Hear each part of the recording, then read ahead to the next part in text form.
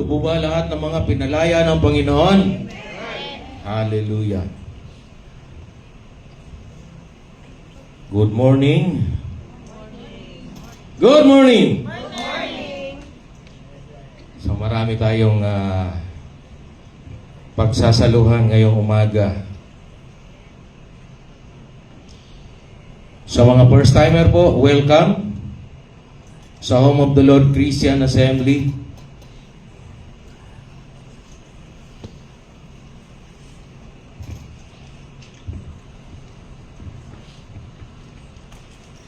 Napansin nyo sa mga awitin natin, lahat may kaugnayan sa dakilang pag-ibig ng Diyos. Amen? Alam ba nating mahal na mahal tayo ng Panginoon?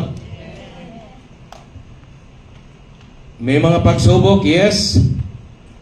Pero higit sa pagsubok, ang kanyang pag-ibig at pagmamahal. Amen po ba? Okay.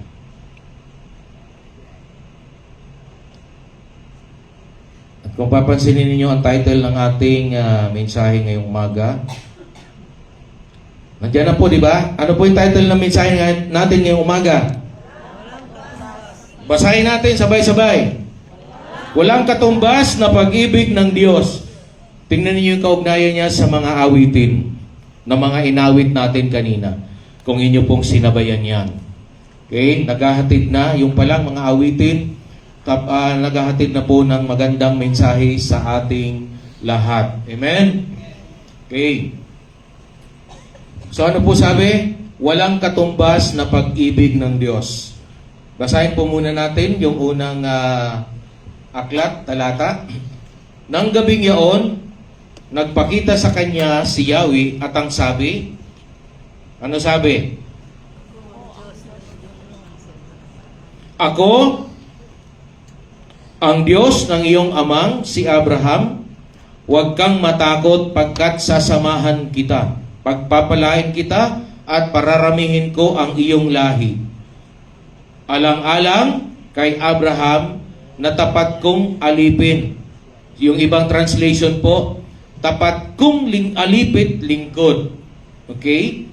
So, yung pong lipi, sa ibang salin po niyan, angkan. Iisa lang po ang tinutukoy dyan. Kayo po ay manalangin. Mapagpala namin Diyos sa mga makapangyarihan sa lahat. Salamat po sa pagkakataong ito na ikaw po mismo ang siyang magdadala ng mensahe mula sa lumang tipan, bagong tipan, Panginoon, hanggang sa mga inaharap, Panginoon, na aming buhay, Panginoon, sa lupang ito o sa mundong ito, sa daigdig na to. Maraming salamat na kung paano ang pangako mo sa aming mga ninuno, Panginoon, na sila'y sasamahan mo, sila'y pagpapalain mo. Ganun pa rin po, Panginoon, ang pangako mo, sapagkat hindi ka nagbabago noon, ngayon at magpakailan pa man. Salamat, Panginoon, sa pangalan ng Panginoong Jesus. Amen. Balikan po natin, sabi po sa Genesis 26 verse 24, nang gabing yon, nagpakita sa kanya si Yahweh at ang sabi, Ako ang Diyos ng iyong amang si Abraham, huwag kang matakot, sapagkat sasamahan kita, pagpapalain kita at pararamihin ko ang iyong lahi. Alang-alang kay Abraham, na tapat kong alipin, na tapat kong lingkod. So buong katapatan pong naglingkod ang ating ninunong Abraham sa ating Panginoong Diyos. Okay? Kaya nga, anong tawag sa kanya? Hindi basta alipit, hindi basta lingkod. Kaya tinuring din na kaibigan. Okay. So, dati may kinakanta na we are the friends of God. So, sa totoo po, biblical po yon. Mamaya matutunghayan natin sa isang bahagi ng ating nakalaang mga kabanata, aklat, kabanata, talata ngayon, na tayo po ay kaibigan. Hindi na tinuturing na alipin, kundi po ay kaibigan. Okay. So, siya ay kaibigan mo. Siya ay kaibigan ko, siya ay kaibigan nating lahat. Okay? So, may mga nararanasan tayong pansamantalang kalungkutan. Pero kanina sa isang awitin din, grabe no? Yung puso mo naman ay mag-uumapaw ng hindi masukat, hindi malirip, na kagalakan kapag ikaw ay nasa Panginoon. Okay? So yun po yung kagandahan, kainaman na tayo po ay mga mananampalataya at naglilingkod sa buhay na Diyos. Sumunod po sa Exodus 3 verse 6. Ako ang Diyos na sinamba ng iyong mga ninuno, ang Diyos ni Abraham, ni Isaac at ni Jacob. So yung kanina pong kausap ng Diyos doon sa una nating binasa ay si Isaac. Pagdating po naman dito po ay kasama na si Isaac sa mga ninunong tinutukoy dito. Sabi dito, ako ang Diyos na sinamba ng iyong mga ninuno, ang Diyos ni Abraham, ni Isaac at ni Jacob. Tinakpan ni Moises ang kanyang muka sapagkat natatakot siyang tumingin sa Diyos. So, pagkat hindi niya kayang tingnan ang kaningningan, ang kaluwalhatian ng ating Diyos. Subalit, andun siya. Ang Panginoon nangusap, nakipag-usap. Sa atin din, maraming nakakaranas sa atin na sila'y kinakausap ng Diyos. Hello? Tayo po ba'y nakakaranas na tayo din ay kinakausap ng Diyos? Noon po, ang pakikipag-usap ng Panginoon ay may iba't ibang kaparaanan. Sa pagdadala niya, sa paghahatid niya ng mensahe, meron po siya ginagamit na mga propeta. Yung iba naman po ay sa pamamagitan ng panaginip. Ngayon po, kung gusto po natin na lagi tayo kinakausap ng Panginoon, meron pong Biblia. Bukod po sa mga, ibig sabihin, yung mga nasa apps, okay? Sana po, pag nandito tayo, ang binubuksan nating apps is yung apps ng Bible para po nakakasabay tayo. Okay? Sapagkat dito po ay may pagkausap tayo during the service, nasa silent mode lang po yung ating mga cellphone nang sa ganun po ay hindi may interrupt yun pong pag-post natin ng preaching dito every Sunday.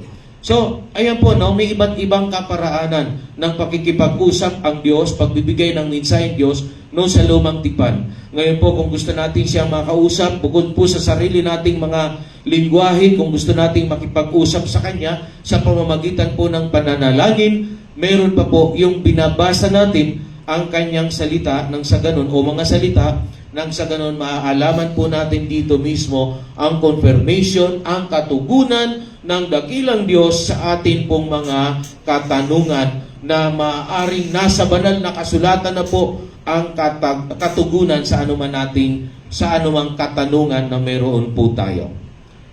Sa awit o mga awit 27:1, ito po ay panalangin ng pagpupuri ni David sa ating Diyos. Si Yahweh ang ilaw ko at kaligtasan. Sino pa ba ang aking katatakutan? So sino sa inyo dito yung mga takot sa kung ano man? Mayroong mga takot sa hindi nila alam kung ano yung kinatatakutan nila. Pero dito, sabing gano'n dito, wala siyang, sabi dito, wala siyang katatakutan. Si Yahweh ang ilaw ko at kaligtasan. Sino pa ba ang aking katatakutan? So kapag gano'n ang pagkakakilala natin sa Panginoon, hindi talaga tayo matatakot. Si Yahweh ang muog ko, ang aking buhay. Sino pa ba ang aking kasisindakan? Wala. Wala tayong pwedeng katakutan. Wala tayong pwedeng kasindakan. Siyempre, ako pinanganak sa probinsya, laking probinsya, walang ilaw. Pagka kami aabutan na ng gabi sa daan, yung sumunod sa aking kapatid ko, siya nasa huli. Ako yung nauuna. Ako pa yung may dalang itak, ako pa yung may dala ng sulok. Ganun yon. Pero sa totoo pala, mali yon. Kasi ang reason ko doon, halimbawa may sumunod sa amin na nakakatakot o maligno o anuman, at least makakatakbo ko ng una, siya yung mali pa rin pala, no? But now, okay, bilang mga mananampalataya, alam nyo, maging ang dyablo ay hindi ninyo dapat katakutan. Alam ba natin to? na meron tayong kapangyarihang taglay bilang mananampalataya na higit kaysa sa kapangyarihan ng demonyo na nasa sanglibutan. Amen? Higit po ang ating kapangyarihan. Higit po ang ating kapangyarihan na mula sa Panginoon. Sino sa inyo nakakaalala na minsan kayo ay naka-attend, nakadalo sa mga tinatawag na crusades? Maaaring ito'y sa sa auditorium, or maaaring ito ay nasa ganitong room, or ito ay nasa field. Meron po ba? Meron po ba sa atin na naka-attend na ng mga tinatawag na mga crusades? Na hindi kinakailangan sa dami nun, hindi kinakailangan puntahan bawat isa para ma-lay hands. Hindi lahat nakakapunta sa harapan para ma-lay hands ng evangelist or ng pastor na nagpipreach doon sa harapan. Pero kapag sinabi niya, receive the power of the Holy Spirit, kahit saan sila nandoon, natatanggap po nila yon. Bakit? Ano ibig sabihin nun? Hindi natin pwedeng limitahan sa distansya, sa dami, ang kapangyarihan ng Diyos para matanggap ng bawat isa. Amen? Madalas sa mga krusada noon, hindi lahat ng nandoon sa harapan na ang nauunang nakakatanggap. Minsan sa gitna nagsisimula, papunta sa likod, minsan naman sa likod, papunta sa harapan, o papunta sa gitna, din gitna hanggang sa harapan. Bakit po nangyayari yung bagay na yon? Sapagkat ibinigay na ng Panginoon sa pamamagitan ng Panginoon Kristo yung katuparan ng kanyang pangako na sa atin ang banal na spirito at bibigyan tayo nito ng kapangyarihan. In English, sabihin natin power. Power. O sa mga sanay sa networking, hindi po yun yung sinisigaw nila doon, power. Hindi po yun. This is the power of God na naibigay sa atin sa pamamagitan ng banal na spirito nung tayo po ay sumampalataya sa Panginoon Kristo bilang ating personal na Panginoon na tagapagligtas. Sapagkat ang bawat isa na gusto magtungo doon, mga Kristiyano man o doon pa lamang tumanggap sa Panginoon Kristo, ay meron na pong nag-uumapaw na desire, hangarin sa kanilang mga puso na pagdalo nila doon sa krusada na yon, makakatanggap sila ng katugunan sa anuman nilang katanungan. At kung sila'y may sakit, may karamdaman, sila'y gagaling.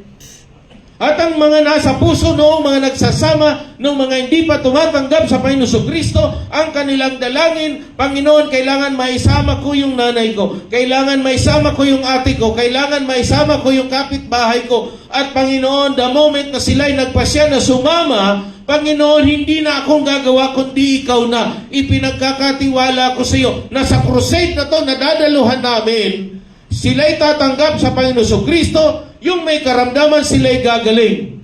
Naligtas na sila, Panginoon, sila'y gumaling pa. And Lord, yung kanilang ipinapanalangin na magtagal na gusto nila magkatrabaho, Panginoon, tugunin mo po. Yan ang aking pananalig, yan ang aking pananampalataya, at yan ang kaya kong gawin, ideklara.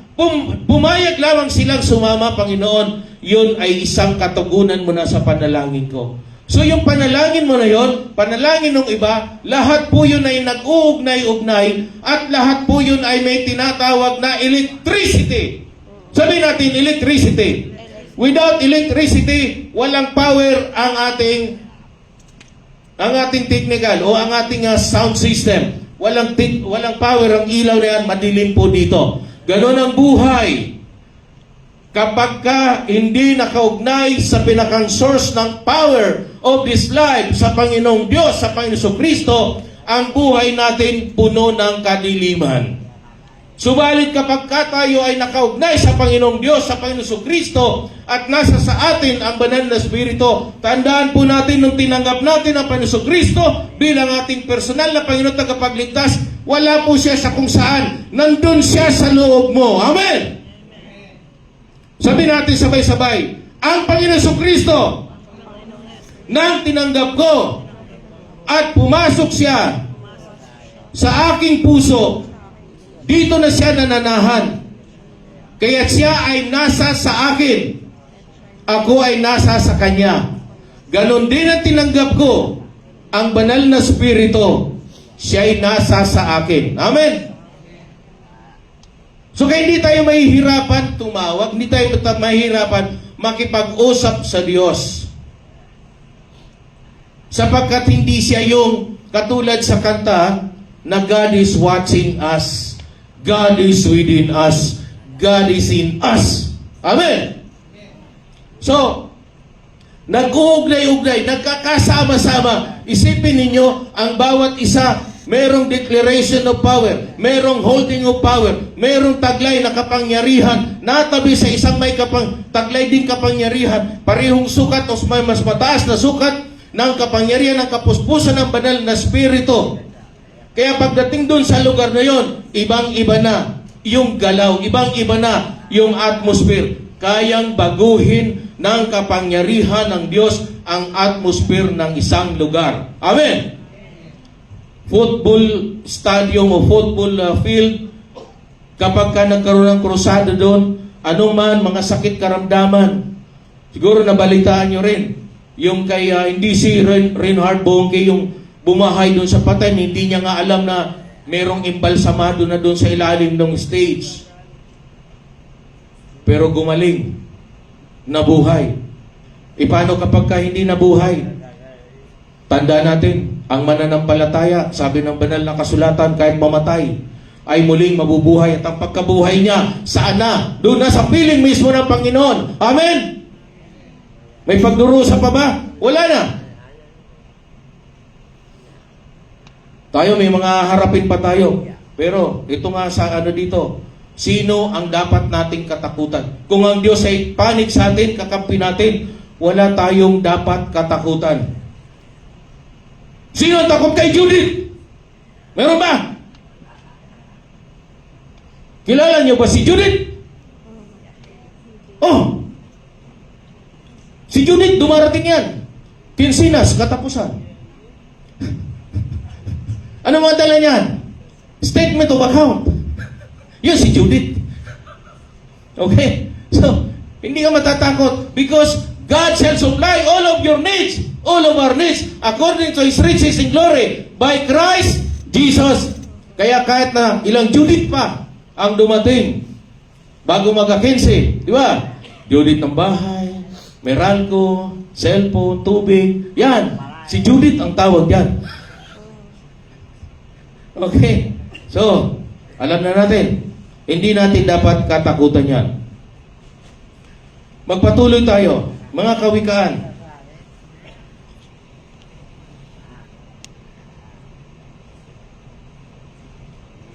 Sa lahat ng iyong lakad, wala kang aalalahanin at lahat ng pagtulog mo ay masarap at mahimbing. Ito na, siyempre, sumusubaybay sa Oh, may bagyong paparating. Pero sabi dito, ikaw bilang mananampalataya, okay? Ano sabi diyan? Makakatulog ka ng balisa? O masarap? Sa lahat ng iyong lakad ay wala kang aalalahanin. At lahat ng pagtulog mo ay masarap at mahimbing. Kahit tampas nitong bagyo ay dumating, nang biglaan, unannounced, ano mangyayari sa'yo? Madidistract ka ba? Hindi ka mababagabag tulad ng mga mangmang.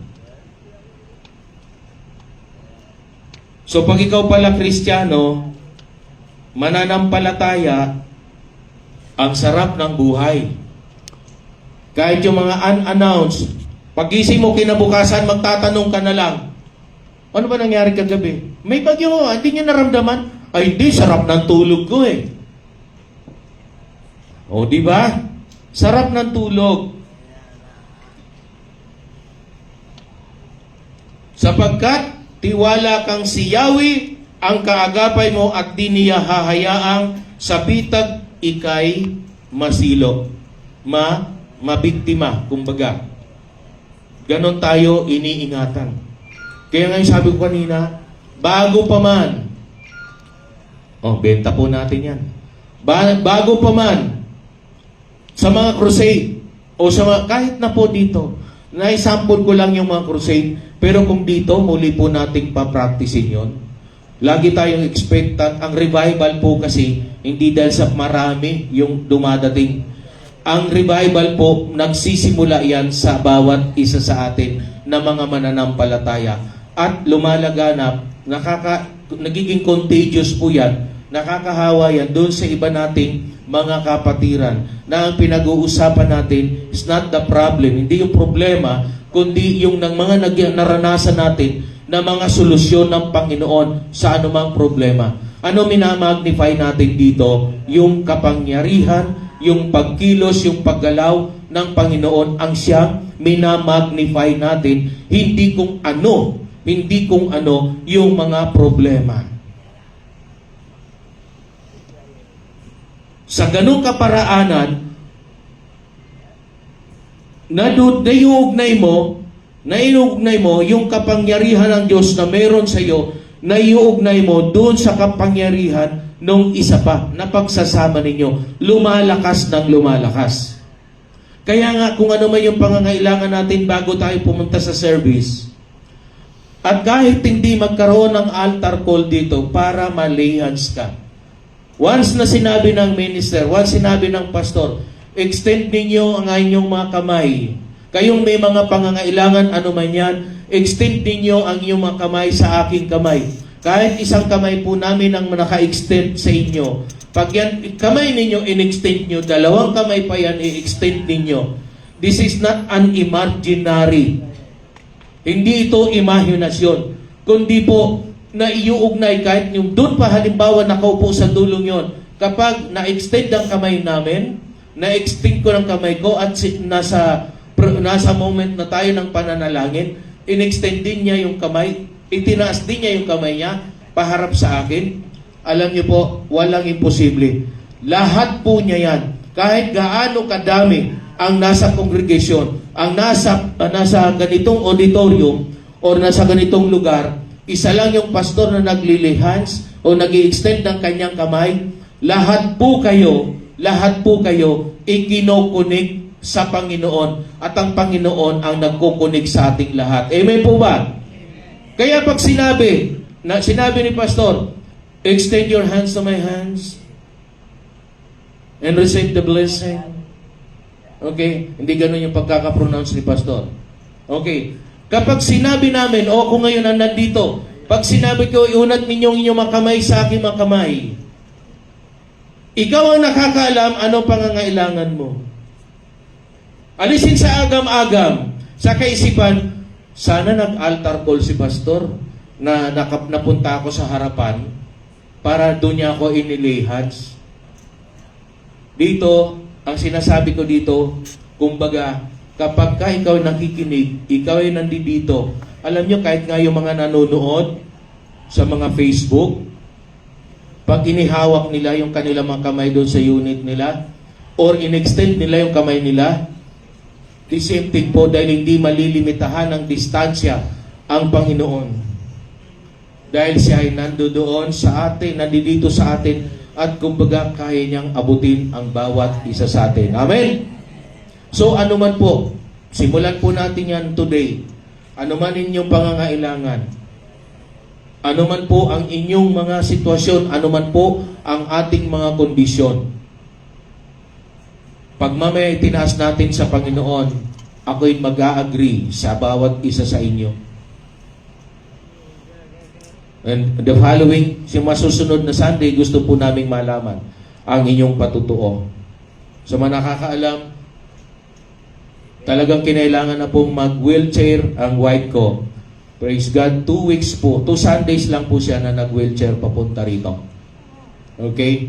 2 Sundays, pangalawa na yan, pangalawang Sunday na rin ngayon, na pangalawa o pangatlo, na hindi na po siya nag-wheelchair papunta rito. Nandun pa ba yung problema? Nandun pa rin. May pagbabago pa. Yes! Yun ang maganda doon. Nandun pa ba yung problema? Nandun pa rin. Pero ang development, malaki na. Amen? Okay. So, magpatuloy tayo. Jeremiah 1:8. Huwag kang matakot sa kanila sapagkat ako'y kasama mo at iingatan kita. Ano ibig sabihin ng kasama mo? Nandun siya kung nasaan ka o wala siya kung saan ka nandun? Ano ibig sabihin ng kasama? Nandun siya. Amen? Nandun siya kung saan ka nanduroon. Okay. Huwag kang matakot sa kanila sapagkat ako'y kasama mo at iingatan kita. Akong si Yahweh ang nagsasabi nito. Sabi niya, akong Panginoon mo ang nagsasabi nito sa iyo. So kaya walang dapat ikatakot. So tayo magtungo ngayon sa bagong tipan. Matthew 8:26.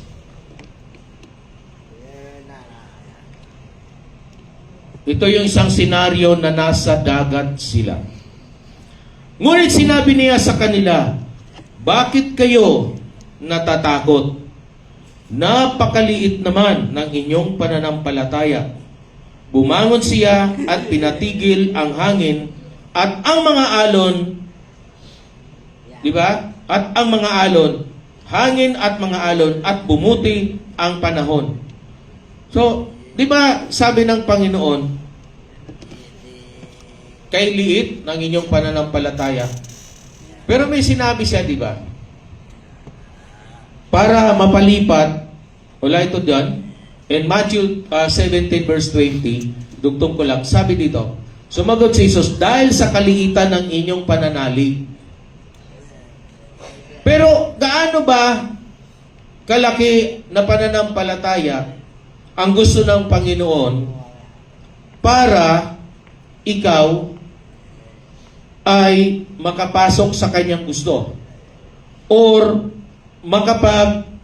maging mananampalataya ka niya? Dahil sabi niya dito, dahil sa kaliitan.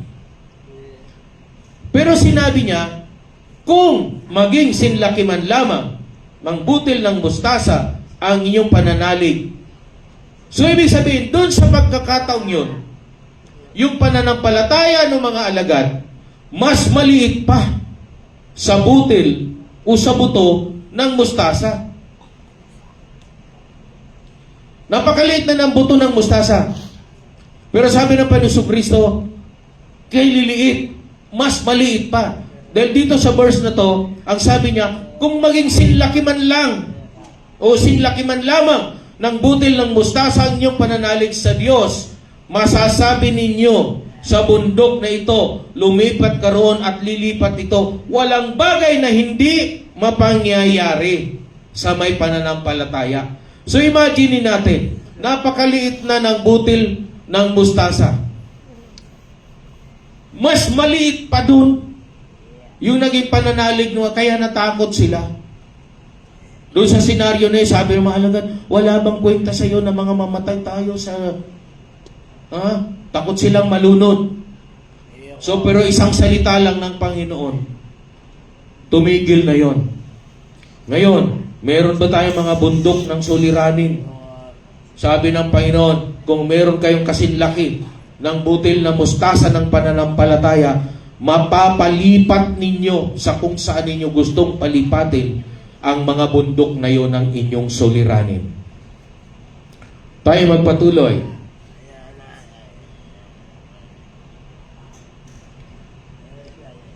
In Mark 5:36, ngunit nang marinig ito ni Jesus, sinabi niya kay kanino? Kay Jairo o kay Jairo, huwag kang matakot, manampalataya ka lamang.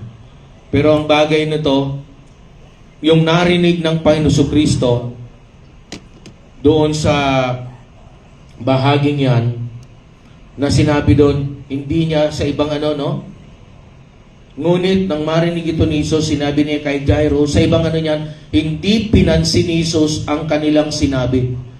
Kasi, samantalang nagsasalita pa ang Panginoon Kristo, dahil lumapit sa kanya, itong tatay ng isang may sakit na anak, dumating yung mga tauhan niya na galing sa kanyang bahay, nang sabi nila doon, patay na daw yung anak. Hindi pinansin ng Panginoon Kristo yung sinabi nila na patay na ang anak. Kundi, ang sabi niya doon sa tatay, huwag kang mabagabag, madalig ka. Or, dito sabi niya, huwag kang matakot, manampalataya ka lamang. So, napaka-importante po nung pananampalataya na yon. Sabi niya, huwag kang matakot, manampalataya ka lamang. Proceed tayo ngayon sa John chapter 14 verse 27. Kapayapaan ang iniiwan ko sa inyo, ang aking kapayapaan ang ibinibigay ko sa inyo. Hindi ito katulad ng kapayapaang ibinibigay ng mundo. Huwag mabagabag ang inyong kalooban at huwag kayong matakot. So isipin nyo yun, lahat ng mga pribilehyo na hindi maibigay ng sino mang magagaling, tanyag na mga leader dito sa mundo, ay naibigay ng Panginoon. Walang makapagbibigay sa atin dito ng tunay na kapayapaan, ng totoong kapanatagan. Pero ang sabi ng Panginoon Kristo, kapayapaan ang iniiwan ko sa inyo. Ang aking kapayapaan ang ibinibigay ko sa inyo. Hindi kapayapaan ng mundo. Sapagkat sinabi rin niya na sa mundong ito ay talagang magdaranas tayo ng mga kapighatian. Subalit tayo'y magalak sapagkat pinagtagumpayan niya ang sanlibutan. Amen? So, ito yung maliwanag na sa ano niya, na huwag tayong mabalisa, wala tayong dapat na katakutan. In John chapter 15, verse 15 to 17, sabi dito, hindi ko na kayo itinuturing na mga alipin. Ito yung pauna ko nang nabanggit kanina. Sapagkat hindi alam ng alipin ang ginagawa ng kanyang Panginoon. Sa halip, itinuturing ko kayong mga, ano nakalagay? Basahin natin. Sa halip, itinuturing ko kayong mga tatlo lang ba kaming kaibigan dito? Sa halip, itinuturing ko kayong mga kaibigan. Bakit? Sapagkat sinabi ko sa inyo ang lahat ng narinig ko sa aking Ama. Hindi kayo ang pumili sa akin, ako ang pumili sa inyo. Hinirang ko kayo upang kayo'y humayo at magbunga at manatili ang inyong bunga. Sa gayon, ang anumang hingin ninyo sa Ama sa aking pangalan ay anong gagawin ng Panginoon Kristo? Ano? Kanino? Sa atin. Ay ibibigay sa inyo. Ito nga, okay, sa atin kung tayo humihingi. Isang sabi niya, kaya hindi kayo tumatanggap sapagkat hindi pa kayo humihingi. Sino ang gustong tumanggap? Taas ang kamay ng gustong tumanggap. Alam niyo ba yung pagtataas natin ng kamay every time na nagpe-praise and sige, salamat po. Every time na nagtataas po tayo ng kamay during praise and worship or kung kayo'y nananalangin, ang ibig sabihin niyan, kumukonekta talaga tayo sa Diyos na nasa itaas. Magandang tingnan po yan during praise and worship. Hindi na kailangan i-encourage pa ng worship leader, song leader. Na-itaas po natin ang ating mga kamay sa Panginoon, automatic na yun. At yan po ay merong health value sa bawat isa. Sapagkat meron pong circulation ng blood na pumupunta sa mga kamay natin. Kung yan ay laging nakababa, paano yan babalik sa ating heart, sa ating puso? With a good circulation, magkakaroon po tayo ng tinatawag na good heart, na mabuting puso. So dapat talagang sanay po tayo na nagtataas tayo ng mga kamay, na nananalangin. Paano mo maaabot ang bagay na nasa itaas kung ang kamay mo ay nakababa? Dapat yan itaas. Kaway-kaway. Okay? Mawawala pa yung stagnation ng blood diyan sa inyong mga kilikili, sa upungan. may iwasan na kayo ay magkaroon ng tinatawag na frozen faith. Frozen shoulder pala. Okay. So, pakawalan natin yan. Pakawalan natin yan. Okay? So, hindi maiwasan na kapag ako po tatayo sa harapan at magpipreach dito, magsishare sa inyo ng Word of God. Ang Diyos po ang gumawa sa atin at siya din po ang nagsasaayos nito kung may nagkakaroon ng mga suliranin. From the Bible po, yung pagkakalikha sa atin, from the dust of the ground, minold niya tayo, hiningahan ng hininga ng buhay, kaya po tayo naging kaluluwang buhay. So lahat ng sangkap natin, alam ng Diyos. Kaya higit sa anumang tahanan, ang gusto niyang maging tahanan ay tayo na nilikha ayon sa kanyang wangis at larawan. Kaya't walang duda na gusto niya tayong maging tahanan. At tayo na mga nagsisampalataya na tumanggap sa Kanya bilang ating Panginoon at tagapagligtas, nandito siya mismo sa loob natin. At kung saan siya nandun ang banal na spirito. At kung saan nandun ang banal na spirito, nandun ang kapayapaan. Amen? Gusto ba natin na sa buhay natin ay laging may kapanatagan? Laging may kapayapaan? So, lagi nating kilalanin na ang Panginoon Kristo ay nasa sa loob natin. Okay? Siya po ang dakilang manggagamot natin. Ayan. Sa paglalakad, sa pagtataas ng kamay, pagkakaway-kaway. Ayan. So, nare-release po, ibig sabihin, yung dugo na pumunta, sasabihin nyo ngayon, bakit hindi ko na maibukas, hindi ko na maisara ang aking mga daliri? Yun ay sapagkat laging nakababa. Hindi nagkakaroon ng exchange of oxygen. Hindi nagkakaroon ng exchange of circulation. Nai-stagnant, nai-stuck yung blood doon, hindi nakakabalik sa puso. So mamaya, lahat patatayuin ko, kahit hindi tayo kakanta, lahat subukan ninyo. Bakit madaling mawala yung sakit sa katawan o sa balakang kapag sinabi na ang word of wisdom, word of knowledge sa pastor, meron dito, merong may sakit sa balakang, matagal na niyang nararanasan.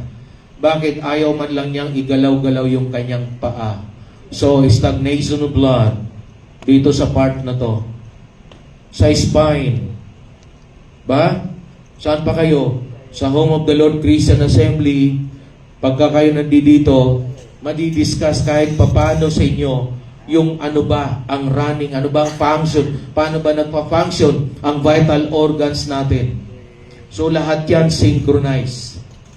Kaya nga alam nyo, kapag maraming hindi nakakadalo sa gawain, ang pakiramdam ko, ako yung isang katawan na nakakakilala ng bawat system. Pakiramdam ko yung isang system ng katawan ko hindi nagpa-function kasi hindi ko kayo nakikita.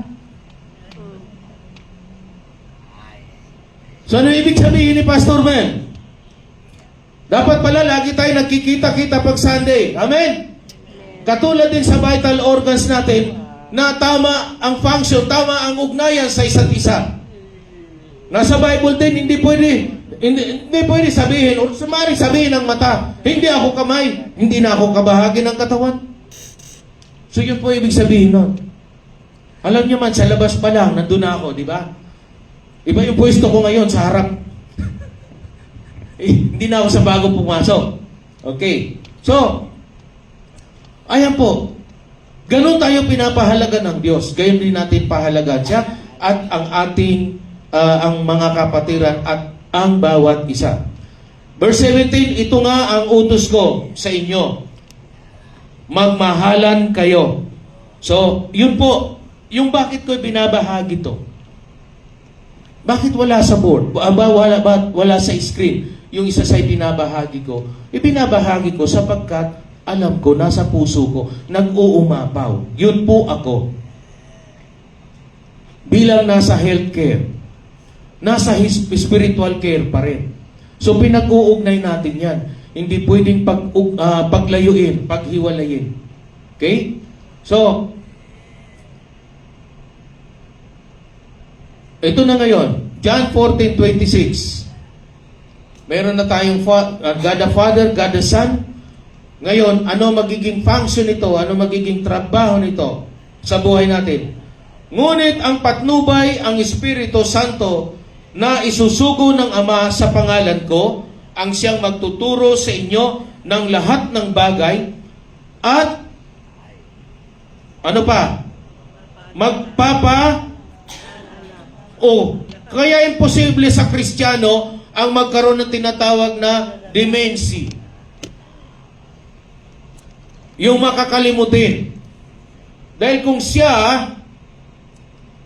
ay mananampalataya, tinanggap ang banal na spirito, nasa kanya ang banal na spirito, ang sabi dito, ngunit ang patnubay, ang Espiritu Santo na isusugo ng Ama sa pangalan ko, ang siyang magtuturo sa inyo ng lahat ng bagay at magpapaalala ng lahat ng sinabi ko sa inyo. Ng lahat ng mga salita ko. Yun ang gustong iparating ng Panginoon Jesucristo. Sapagkat lahat ng sinabi niya sa mga alagad, sa mga tao noong panahong iyon, ay nakasulat sa tinatawag natin ngayong banal na aklat or Biblia. In Hebrew chapter 13, kaya't malakas ang loob nating masasabi. Ano yon? Sabay-sabay nating bigkasin. Ang Panginoon, ulit, ang Panginoon, ang tumutulong sa akin. Hindi ako matatakot. Ano ang magagawa sa akin ng tao? Distraction. Pero kung mananampalataya ka, ang magagawa mo sa ibang mga tao, construction. Mako-construct mo sila. Matutulungan mo silang maging maayos. Karamihan sa mga sitwasyon ngayon sa paligid, mga magkakapitbahay, dati magkakaibigan, ngayon ay distracted na sila sa anumang sitwasyon. So doon tayo ngayon, may part. Pero huwag mong pilitin sila. So ito po yon. Balikan natin yung verse 26 ng John. Ngunit ang patnubay, ang Espiritu Santo na isusugo ng Ama sa pangalan ko, ang siyang magtuturo sa lahat, o magtuturo sa inyo ng lahat ng bagay at magpapaalala ng lahat ng sinabi ko sa inyo. Napaka-importante, sabi ko kanina, yung pagtataas natin ng mga kamay.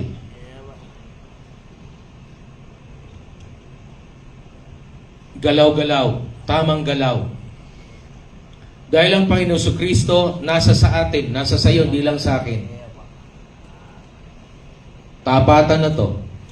Sino yung ilang araw na masakit ang kanyang, ito lower back ang tawag doon, yung kanyang binabay-awang siya.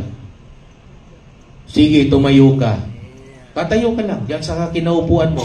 Meron po ba? Okay, iakyat na natin. Meron kang upper back problem. Meron po ba? Huwag kayo mahiya. Yung lagi masakit ang likod mo pababa o likod pataas. Tayo. Diyan sa kinaupuan mo, tayo. Sige po. O ngayon ako nagkakaroon ng ngayon. Okay, sige, wala. Balikat. Tayo. Okay, masakit ang balikat. Sige. Sino pa? Ibang masakit ang balikat. Di ko pa siya ililihans, pero may papagawa. Yung sinabi ko kanina, taas mo dalawang kamay. Taas mo dalawang kamay niyo, ma'am. Okay? Kaway-kaway niyo ng paikot. Side to side. O, baba ngayon. Pakiramdaman. Kumusta? Gumaan? May galaw na siya? Guminhawa na? Okay? So extend your hands to my hand. Dalawang kamay. Mapagpalang Diyos, sa pagkakataong ito, I release your power. Yes, Lord God, the breaking power, O God, of all kinds of sickness and disease, infirmities, and Lord God, the clogging. I command to declog right now yung kanyang arteries, yung kanyang joint, Panginoon, mag-function ng normal in the name of Jesus, at yung circulation, Panginoon, ay mag-circulate po, Panginoon, properly, Panginoon, from the heart and go to the system and going back to the heart, Panginoon, in Jesus' mighty name. Amen. So, check niyo po ngayon. So, pwede na po maglambada muli. Hallelujah. Hallelujah. Tayo pong lahat ay tumayo. Whatever yung nararamdaman, may ubo ka man, may sipon ka man, may headache ka man, sa lahat po ng mga inuubo, pakihawak o pakilihans yung kanang kamay mo sa ulo mo, yung kaliwa mo sa lalamunan or sa dibdib. Right now, in the name of Jesus. Right now, in the name of Jesus. Saan ka man may karamdaman, nararamdaman ngayon. Right now, in the name of Jesus. In the name of Jesus. In the name of Jesus. Nire-release ko ngayon, kahit kayo po mga nanonood sa Facebook Live, kung kayo po inuubo sinisipon, kanang kamay sa inyo pong ulo at ang kaliwa sa inyo pong dibdib o lalamunan right now. In the name of Jesus, in the name of Jesus, right now, the sanctuary ito at maging sa mga nanonood sa Facebook Live, inuutusan kong mawala in the name of Jesus. Viral infection, get out upon every one of them right now in the name of Jesus. And I release the healing power of God upon everyone in the name of Jesus. From the top of their heads down to the sole of their feet in the name of Jesus. Viral infection, get out of them right now in Jesus' name. Inuutusan ko ang inyong mga katawan mula sa inyong ulo hanggang talampakan, natanggapin ng overhauling power of God to be overhauled right now from the top of your down to the sole of your feet. Inuutusan ko ang inyong immune system right now na lumakas in the name of Jesus. In the name of Jesus. In the name of Jesus, the circulatory system. In the name of Jesus. Yes, in Jesus' name. Yes, Lord God, salamat po na inaabot mo ang bawat isa. At sa may ibang nararamdaman, Panginoon, sa kanilang katawan, I encourage them to lay their hands upon those part of their bodies. And I command, O God, all the system right now in the name of Jesus. Whether ito po, Panginoon, ay lungs, ito'y heart, ito'y pancreas, ito'y kidney, Panginoon, ito'y ovary, Panginoon. Ito man po, Panginoon, ay liver, Panginoon, gallbladder, urinary bladder, in the name of Jesus. Large intestine, small intestine, and all the system. Yes. Yes, in the name of Jesus. Musculoskeletal system. Muscular system, in the name of Jesus. Katawan ng bawat isa ay inutusan ko, be overhauled right now. Right now, in the name of Jesus. Right now, in the name of Jesus. In the name of Jesus. In the name of Jesus. In the name of Jesus. I release that power right now in Jesus' name. In Jesus' name. Yan may masasakit na kasukasuan. Mula balakang hanggang talampakan in the name of Jesus. In the name of Jesus, sa mga nanonood na nakaranas may stroke at ngayon sila ay mga stroke survivor, I release the same anointing upon them, O God, in Jesus' name. In Jesus' name. In Jesus' name. In Jesus' name. And I release the clarity of the mind, the sound mind upon everyone. The shalom. Yes, receive the shalom right now in Jesus' name. Ubod sipon right now. Patuloy kang lumayas sa bawat isa. In Jesus' name. Amen. Palakpakan natin ang Panginoon.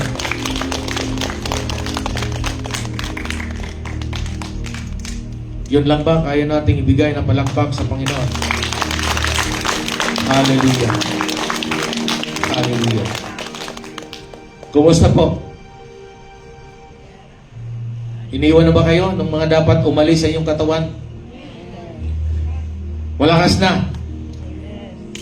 On fire na. Hallelujah. Sige po, tayo makakapo muna.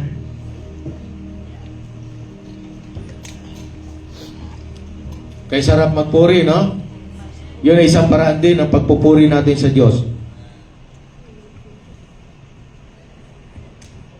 Hallelujah.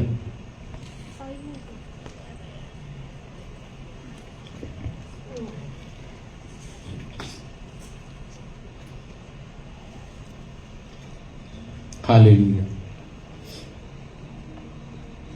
Balikan lang po natin yung sa Hebrew 13 verse 6. Kaya malakas ang loob nating masasabi, ang Panginoon ang tumutulong sa akin, hindi ako matatakot.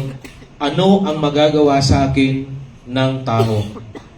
At this point in time, sa mga nanonood sa Facebook, bago po tayo mag-communion, at yung mga nandirito po, kung hindi pa po natin sinusuko ang ating buhay sa Panginoon, ito na po yung magandang pagkakataon upang makasama tayo ng mga taong hindi na natatakot sa anuman sapagkat sila'y mga mananampalataya.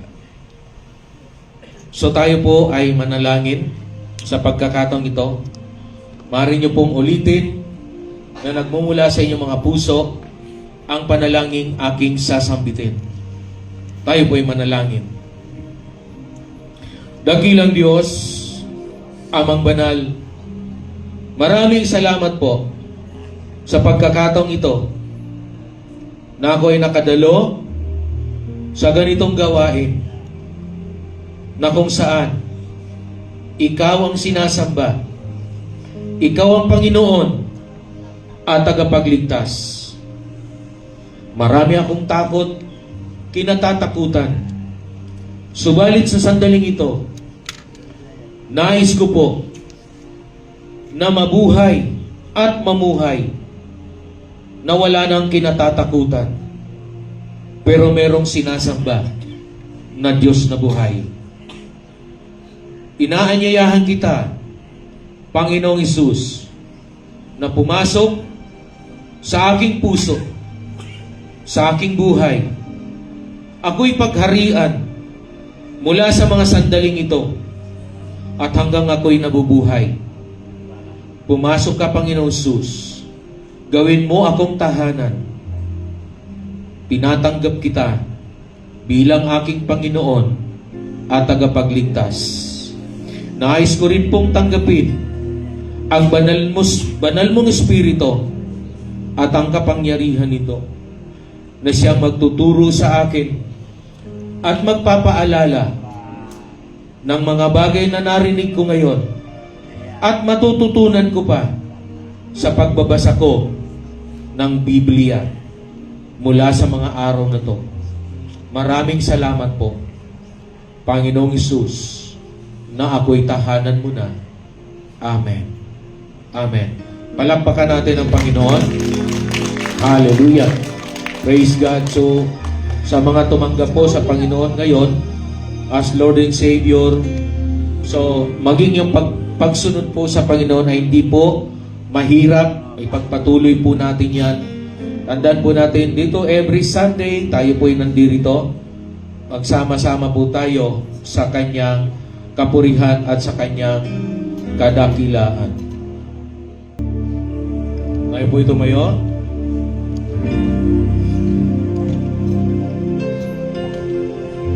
Lahat ba napagpala?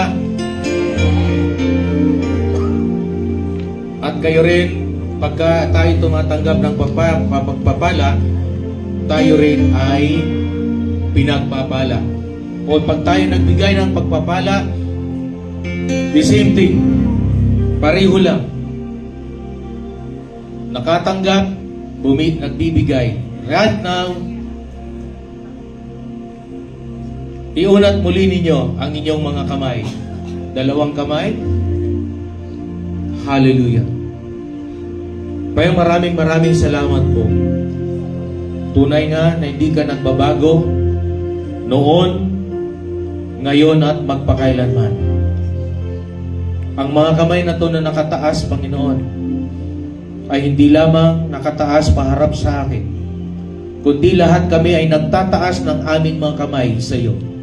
Sapagkat higit kanino man, sa iyo namin gusto, Panginoon, na laging nakaugnay or laging nakakonect, Panginoon.